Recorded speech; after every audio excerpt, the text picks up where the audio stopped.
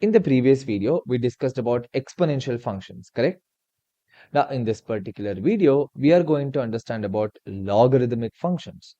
So, basically what we are doing is, we are doing log functions.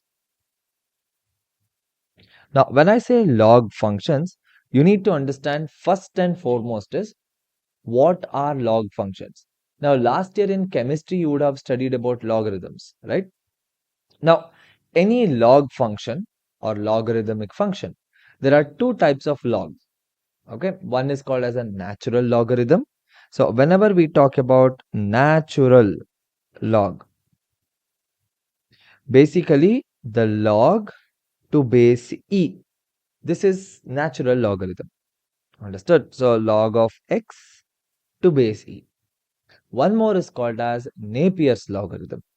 So, when we talk about Napier's log, here we talk about log to base 10. E is a constant, just like how we have pi, we have e. The next one is to base 10. Fair enough? Now, generally, whenever we look into any calculus method or calculus equations or calculus form, whatever it is, generally what we do is we look into the natural log. That is, the base should be e. Fair enough? If we don't have e, then we convert it into e by certain rules of logarithm.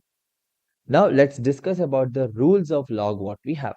See, the first rule of log, suppose if you have log of a, of course the base is e itself, alright?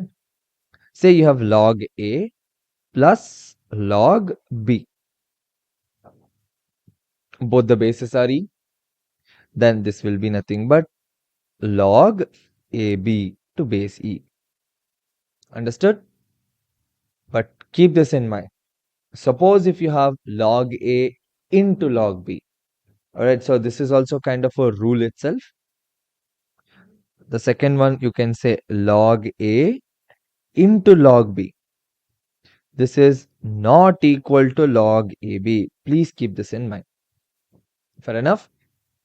So, the third property you can say is log a minus log b will be log of a divided by b.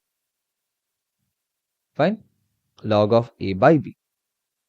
The next rule. Suppose if you have log a to the power of say n. Like say you have log 8. 8 is what? 2 cube, right? So you can write it as log of 2 cube.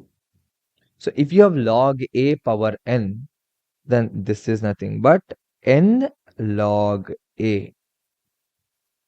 Like if you want to see an example for this one, see what we can write here as an example is, suppose if you have log 2 cube, which is log 8, this will be nothing but 3 log 2. This becomes the value. So log of a power n becomes n log a. Fine. This is one more. The next what you have, we call this as the change of base rule. I repeat, it's called as the change of base rule. Now in the change of base rule, suppose if you have log a to base b. So instead of base e or 10, suppose if you have log a to base b, then this we can write it as log a to base e by log b to base e. Now, one very important point I want you to understand here is log a by log b is not equal to log a by b. Fair enough? Log a by log b is different. Log a by b, that is different. They're two different things. Now, these are certain rules. So, this is the first rule you would say. This is quite important. This is the first rule. And this is the second. This is the third. This is the fourth. So, there are 4 important rules or properties of log what you guys need to know. Now, why this is important? Because to understand how to differentiate a log function, first you need to understand what are the rules of log function? And these are the rules of the log function. Understood? Now, in the next video, what we will show you is how to differentiate a function with the help of logarithmic functions. Alright? You're not differentiating log x because you know the derivative of log x. But what if you have functions which can be reduced into logarithmic functions?